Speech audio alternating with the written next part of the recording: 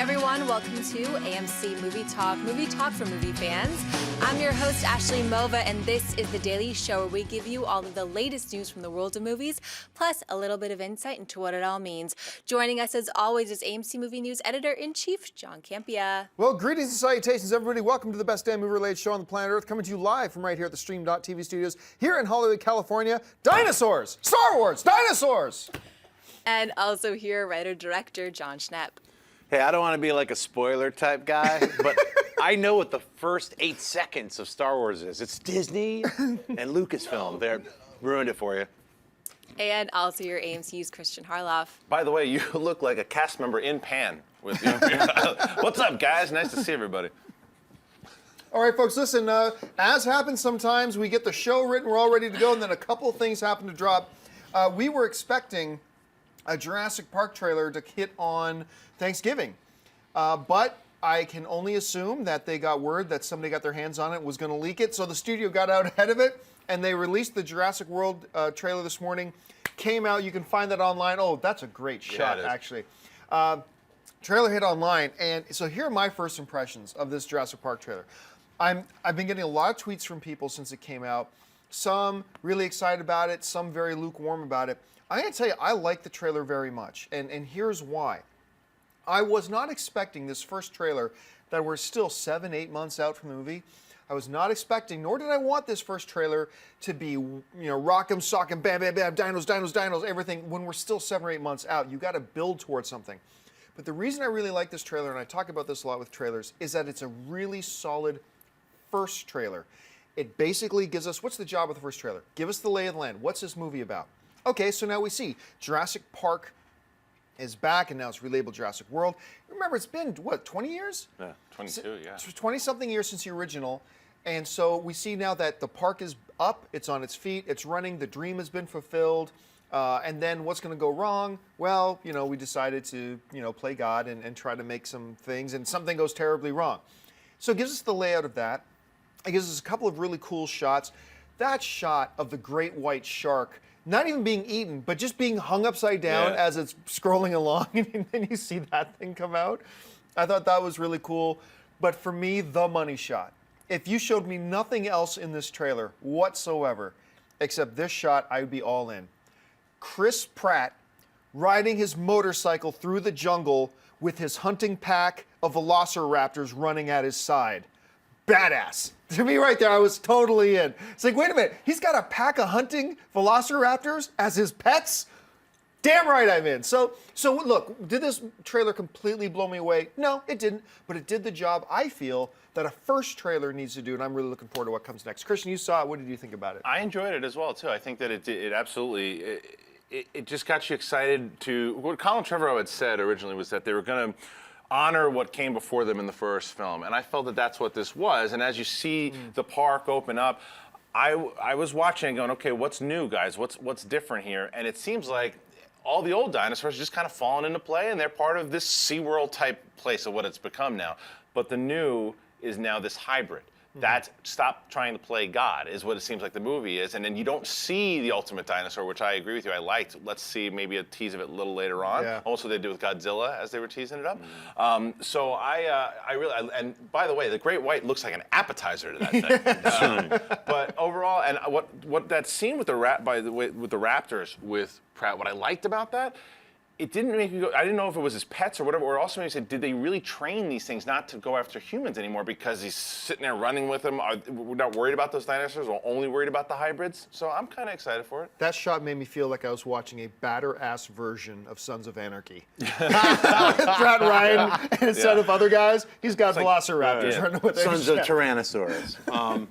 Yeah, you know, I really like the trailer. I'll say this, the one thing that I didn't like was the music. I agree. Because that scene, I should have been pumped up when he's riding with those velociraptors, but all I heard was like a ting, fa, fa, fa, fa. It was like some weird... Yeah. And you know, maybe I'm going to sample that and make that my ringtone. You just did. I will do that into your phone. But yeah, I mean, maybe I'm too used to big trailers with like giant bongs and brrr and the drums. But I've come to love that, especially when it's an action film, and especially after such a great setup. Like, I agree, they set up the new world. It's like, yeah, it's Jurassic World. now it's a park that people can go to. Oh no, they combined creatures, and so that's going to be the gist of it. That's where I wanted to hear, maybe not like some kind of like Inception dong or something, but just some kind of drums just to get me, my ape primitive creature, worked up. That's the only thing, and that's a very minor thing. Otherwise, I think it looks great. Visually, it looks great. All the cast look great, so I'm in. I just would love. Speaking of cast, Pratt felt different to me than he's not the goofball. He's not the comic relief. He's not whatever. Star-Lord. It felt really good. It actually, seems almost like Die Hard in Jurassic Park because he doesn't look like he's running with a crew. Although he's dealing with Jessica Chastain here and there, but it looks like he's off on his own doing this adventure, but not as that jokey dude. Like, I'm here to kick some ass. Not Jessica Chastain. Bryce Ron Dallas Howard's. Bryce Dallas right. Howard. I always get them confused. Thank you. All right, now another thing, 30 seconds after that trailer drops, another trailer drops that I was not expecting, and that's the new trailer for Pan, with, oh my goodness, Hugh Jackman. He's not Hook, he's a Blackbeard, who I wouldn't have recognized him. Honestly, I wouldn't have recognized him. And I also, if you had asked me yesterday, hey John, tomorrow Jurassic Park and the Pan trailer's going to drop, and you're going to like the Pan trailer more, I would have said you're crazy. I got to tell you, I was not blown away by the Jurassic Park trailer, but I like it as a first trailer. I was really enthusiastic about this trailer. It felt like Peter Pan to me, even though it's a different story, even though they're taking a lot of liberties, doing a lot of weird things. It felt like Peter Pan to me, and it had that sense of magic to it that I really liked. Hugh Jackman was awesome in it. I thought in the first 5 seconds, I thought that kid was going to annoy me by the end, the kid playing Peter by the end of the trailer. Didn't. I completely actually got endeared to the kid. It's an interesting twist. It's a big thing, plot hook right now in Hollywood these days, that if you're looking at prequels, to make the villain and the good guy friends in the prequels, and it looks like they're taking that avenue too, but it felt kind of good, actually, in many ways. It felt broad and big scale. I liked it a lot, and I've had no expectations about this film whatsoever, but now I'm excited about it. Anyway, Schnepp. Yeah, I totally agree with you. I actually didn't want to watch it. I was like, oh, now I have to watch this Pan trailer too. Oh, I hate my job. Whatever. And then I watched it and I was like, I agree with you. I was like, wow, this looks really fun. Take me to Neverland. If that's this place, it looks really fun. Hugh Jackman is Blackbeard. Like it's like an injection of brand new mythology into a mythology that we all know. So it's like everything is spun around a little different. I don't mind that. Yeah, they're bringing in that. I don't know if it's a trope yet. Like the bad guy's the friend for a while, but I want to see how he loses his hand now. It's sort of like. And I like that they're pals and they're friends, and he's a little Han Solo-ish, Hook is. He loses his hand to that dinosaur we saw coming out of the water to eat the That's right, Jurassic Pan. Jurassic Pan. Yeah, so Peter World. We'll come up with a couple. But yeah, you know what? I really enjoyed the Pan trailer, and I mean Joe Wright. He's the director of Hannah, right? Yeah. Great director. He's had a couple misses. What was that? Anna Karenina. Anna Karenina. Thank you. Yeah, but anyway, I'm looking forward to Pan. I'm with you guys. I really enjoyed it. What we can say about Anna Karenina, regardless of what you thought of the movie, the guy's a visually stunning director. Yes. And this movie is no different. And I like the Food Net hair thing that Hugh Jackman had as well. But I'm with you, John, in the worried about they're friends thing. That was the first thing I thought. I'm glad you brought that up because when I had seen that, I was like, why is everyone doing this? Everyone does this. But it kind of looks interesting because this looks like they could do right what I thought Oz didn't really do well is the setup because no one was really calling for a Peter Pan mythology, but maybe we need it. It's never really been told as far as how he's got there, at least on film. We've never seen it, and Hook had him go back as an older character, but I'm very interested in how this is. The beginning had a very like Harry Potter mix, and then you and I were talking about how like mixed with like a Tim Burton feel. Oliver Twist. Yeah, like, I don't want to have my those food. are two perfect examples. And it felt like that. And so when you start with that right off the bat, that's the tone of this for this film. And then playing into where it's going to go, it's interesting. I like that Hook's not the villain, so I'm kind of back and forth on a little bit more on the. I can't wait to see this movie. All right, let's get on to the first official topic today. According to a story from The Hollywood Reporter, Warner Brothers' upcoming Wonder Woman movie has found its director. Breaking Bad executive producer Michelle MacLaren will develop and direct the first Wonder Woman film starring Gal Gadot. MacLaren has directed several episodes of Game of Thrones, The Walking Dead, and 11 episodes of Breaking Bad. John, was this the right move for Warner Brothers? In midst of a collection of things that all could have been good decisions, yes, this is one of the good decisions. I think this is a good choice. I think there are other choices that would have been good too, like we actually talked about that about a week ago. But I think this is a good one. My one concern, and this is just a concern, I'm not saying this is why it's not going to work. No, just a concern, a little concern. Is that coming out of the world of television, she's got so much experience directing television where you are afforded the luxury that, oh, I can take 12 episodes this year to set up my characters, get the plot introduced, do the plot resolution, and bring it to a climax. I can do that over the course of a year, over 12 episodes. Now you got to do it in, 110 minutes, 120 minutes at one time. But directing's directing, and she's proven herself. Look, Breaking Bad, also an executive producer on the show, Game of Thrones. She's got the pedigree. I think it's a very interesting choice to get a female director to be the first female director of the new era of DC and Marvel films. So I think this is pretty cool. I'm looking forward to it. I think this is a good move. I think it's a good move also. My thing was always not, it's to throw in, whether it be a woman director, a man director, it's who the best director is for the job, who had the best take inside the meeting, who knows the characters, and who knows what, she obviously has dealt with character work. In television, you deal with a lot of characters. Yeah, absolutely. So that to me shows that they want to deal with, they want someone in there who's going to really develop the character of Diana, of Wonder Woman. You have to, because she is an unknown in the film, in the film universe right now. As a character, yeah. I understand, everyone knows who she is, but in the film world, we have not seen her really ever. So let's get her in the film. Let's have a director that can really develop the character. Let's learn more. I'm all for it. Yep. Yeah, I think it's a great choice. She's done these 3 different kinds of genre television shows, and when you're running a television show, it is like every episode is like a mini movie, and so she's coming from like this, like she was in the army, and she's like, she just graduated, you know what I mean? It's like sort of like, I think it's a really smart decision for filmmakers, especially production companies, to hire TV directors because they're used to like, we need to get this done in 16 weeks. Really, I only had 2 weeks for my episodes, so I have a luxury now. So I think it's a great call to get this director. TV's changed so much too. Yeah. In regard, like for HBO, like you said, mini movies and everything. It's so different. As back in the day with TV directors just doing like sitcoms. It's a bit of a risk. It's a different story. So, yeah, now it makes sense. All right, what's next?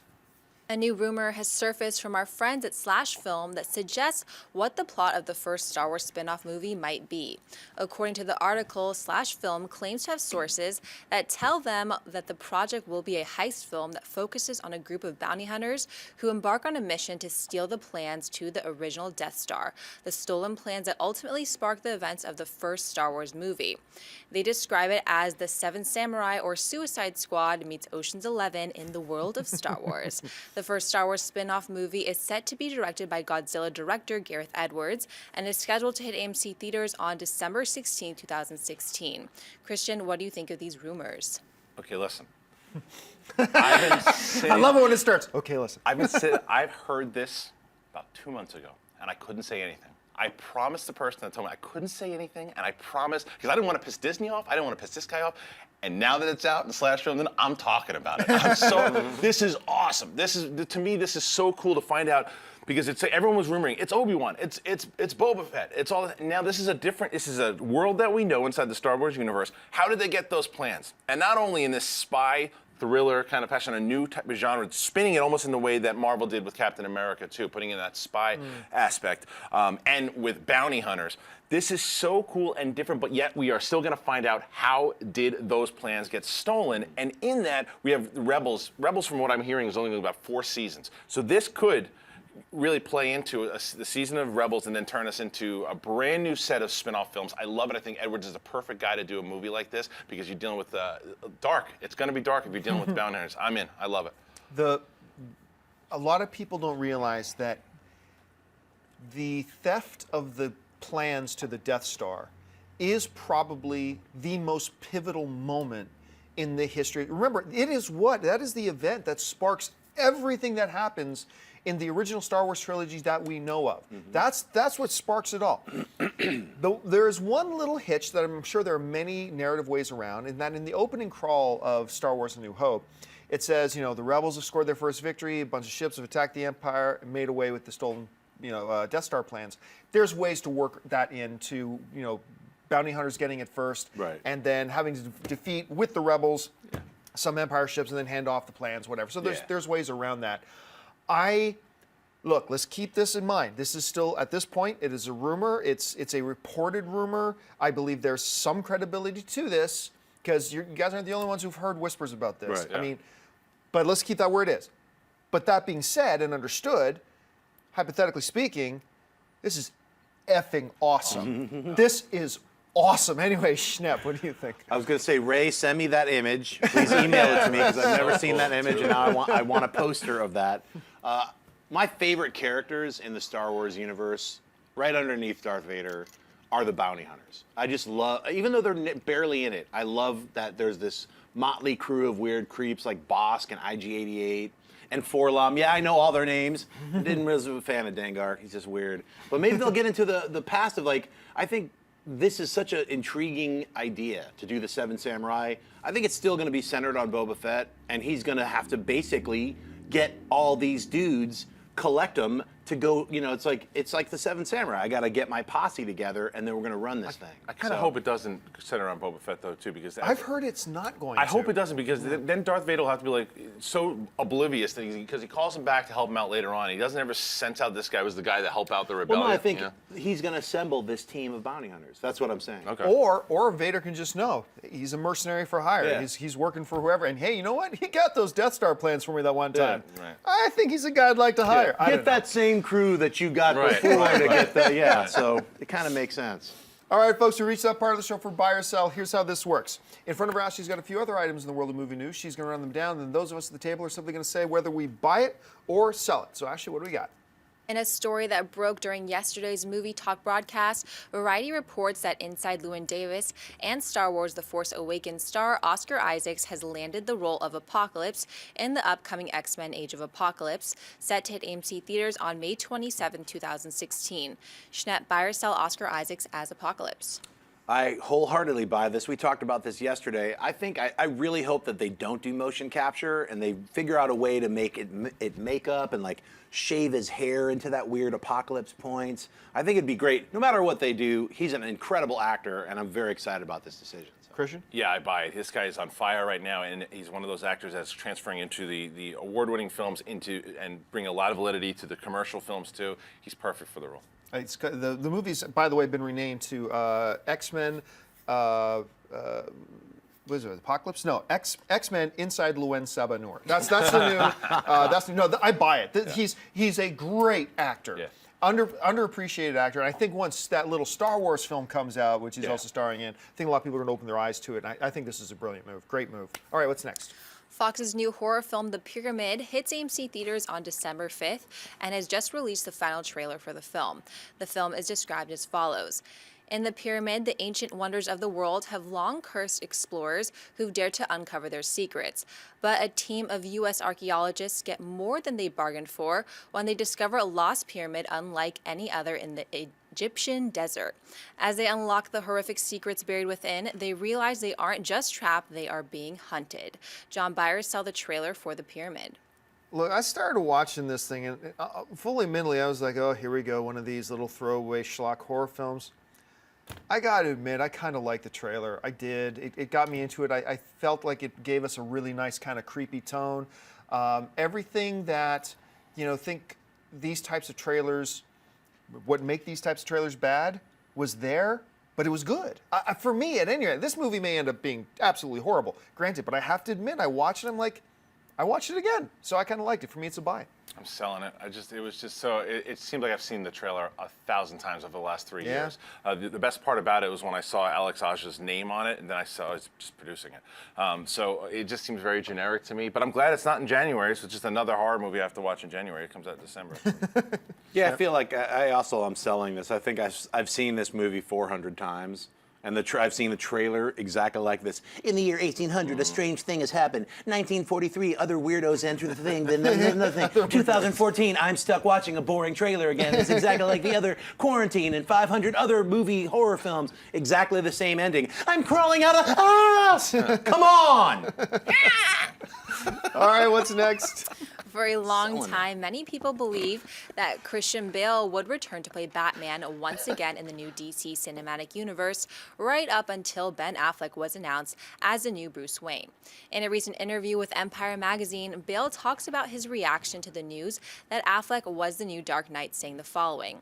I've got to admit, initially, even though I felt that it was the right time to stop, there was always a bit of me going, oh, go on, let's do another. So when I heard there was someone else doing it, there was a moment where I just stopped and stared into nothing for a half an hour. But I'm 40. The Oscar winner reasoned, the fact that I'm jealous of someone else playing Batman, I think I should have gotten over it by now. Christian, buy or sell Bale's comments? I'm so confused. I mean, I buy Yeah, them. Sabretooth is behind Yeah, me. I know. I buy the comments because he said that he was gonna, interested and wanted to do it and thought about it. And I always thought he was just like, nah, I'm totally done. I'm selling it because, and look, and I've talked about my feelings on Ben Affleck. I'm glad he's Batman now too. But I'm selling it because that means that they didn't really try to get him that hard. If that was the case, because I think that for continuity, it would have been interesting to have him in there. I know it's a different universe, different from the Nolan thing, but he was Batman for everybody. It would have added something really cool to the universe. But I'm also buying it because he's admitting it and he's saying, "Look, I loved playing the character so much." They're great comments. They're great comments, and I love the fact that he really appreciated what he did as Batman. That he still would like to continue on. Then selling the I'm 40 part because Affleck's in his 40s also. So. Yeah. Well, he was just saying I'm 40, so I should be able to get over it. I know. I totally buy his comments, and I think what this points out is something that I've been saying for a long time.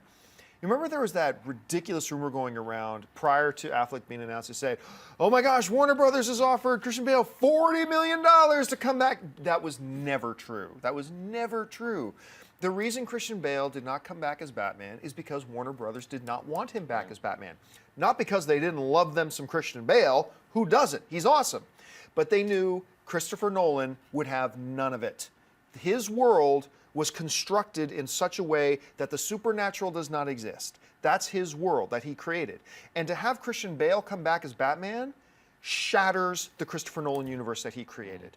And so Warner Brothers knew. I think deep down their hearts they would have loved to have had Christian Bale back, but they knew if we're starting new, if we're not going to damage what Christopher Nolan created with his original trilogy, we have to move on. We have to create this all from start again. And it sounds like Christian Bale was totally in tune with that, and he was accepting of it, liked it. And I think while there's a part of him that maybe thought about coming back, I think there's a bigger part of him that knew he's had enough. He did it. He's great, and now I want to go fulfill my artistic side for the rest of my career. So all around, I really do like his comments a lot. Schnepp? Yeah, I'm going to buy his comments as well, and as well, it's like he played Batman for almost 10 years.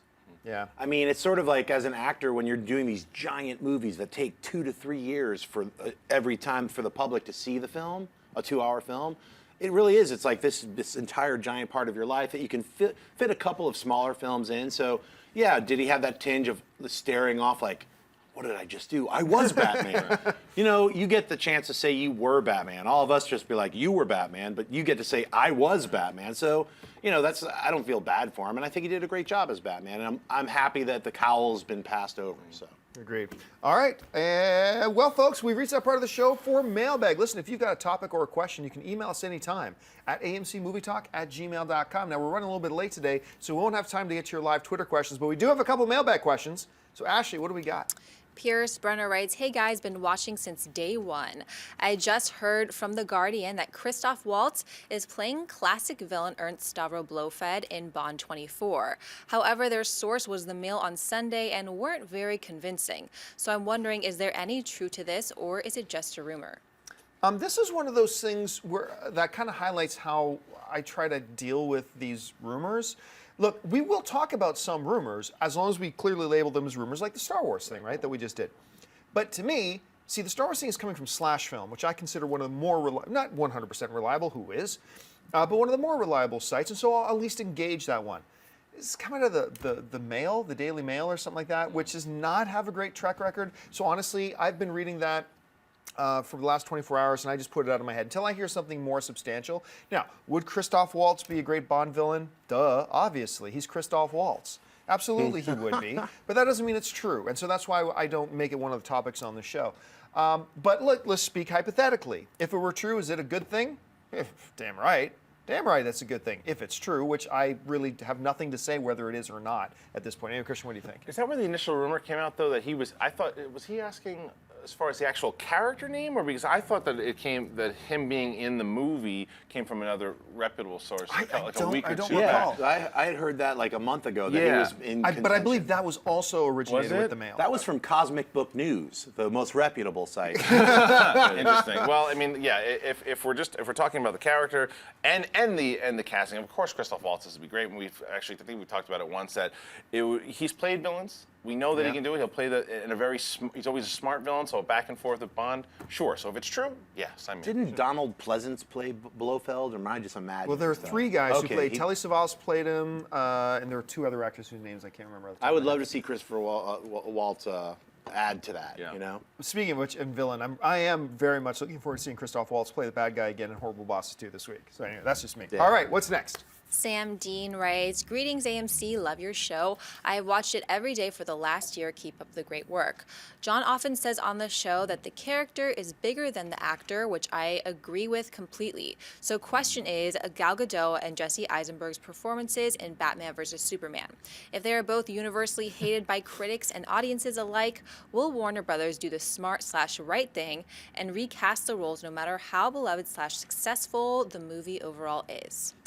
Well, let's address a couple of interesting dynamics here about the question. Okay, first of all, there is this war going on between people who think that Gal Gadot or Gadot, depending on how you like to say it, is going to be absolutely horrible, and those who think she'll be just fine.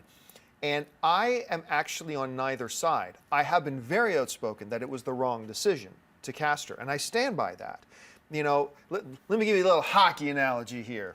For those of you who go back into hockey, your team is in overtime. It's a shootout in hockey, and you can either have Wayne Gretzky go out and take the penalty shot for you, or for those who know your hockey history, you can send out Dave Cementhead Semenko, who I loved Cementhead, by the way. I thought he was great. But he was a big enforcer who would go out onto the ice to beat the living hell out of people who touched Wayne Gretzky. That's what Dave Semenko's role was. So you're a coach, penalty shoot off. Am I going to send out Wayne Gretzky or Dave Semenko? The right choice is to send out Wayne Gretzky. And I think the right choice with Wonder Woman, I've been on record about this, is about 5,000 other actresses other than Gal. But that being said, let's not forget that just because Dave Semenko's still a professional hockey player, he might score. It might work. Let's not say because they made the wrong choice and sent out the wrong guy, that by default means it's not going to work. That's not true at all. This might work. And having Gadot, I've been saying this for a long time now. Let's not go in with the assumption that, hey, look, do I believe it was the wrong choice? Yep. But that does not mean we make the assumption that it will not work. There are still a lot of possibilities here that could put her in the hands of Zack Snyder. If Zack Snyder knows how to use her, like James Gunn knew how to use Dave Bautista, you get a situation like that, this can still work, even though I feel it could have worked better if they had gotten another actor to start with. Irrelevant. This might work. Jesse Eisenberg, I've never understood the universal hate about that. I've never thought Jesse Eisenberg was a great actor, but I never thought he's turned in a bad performance either. I think he was a perfectly acceptable casting choice.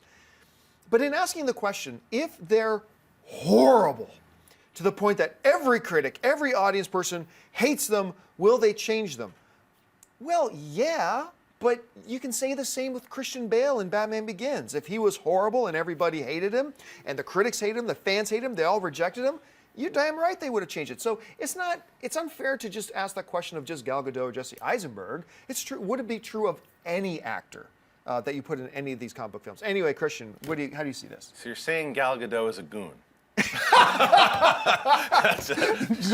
Goon 2, starring Gal Gadot. Yeah, I agree with you. I think, look, the only reason I don't think that they would replace them is if the movie did well, is because the contracts that they locked down with them right off the bat, they'll probably try to work with them for a sequel. If they're horrible after the sequel and it still does money, then maybe they replace it. But that doesn't happen often. A lot of times when they replace the actors, it's because they didn't get into a contract, and right away the one I think of is Terrence Howard in Iron Man. Right. So he wanted more money. So no, we don't need you. We'll get somebody else. That happens. If that's the case, and she starts wanting more money because the movie, another story. But I don't think, because they believe in their casting.